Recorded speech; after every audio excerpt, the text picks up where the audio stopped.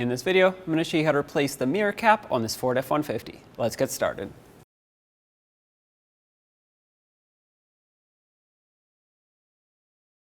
To get this mirror cap off, there are 4 little tabs, 2 on each side, that hold this onto the mirror. All you need is a trim tool, preferably something plastic, something that'll get in here, and you just have to basically forcefully pry this away. There's no other way to get this off. You have to find a spot where this actually fits. Okay, so I put the metal trim tool in just to lift it up a little bit. Be very careful if you do that because you don't want to damage the mirror.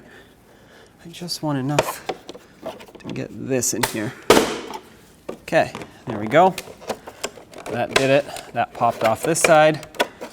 Let's pop off this side. There we go. There's one more, and perfect. A lot of times these do end up breaking, just so you know. This one broke in here. Now, these 4 holes, we'll have to get these 4 push clips lined up with them and pressed in. Once you have it lined up, just tap it on. It should snap into place. Make sure it's even all the way around. If it's not, there we go. That means it wasn't mounted flush.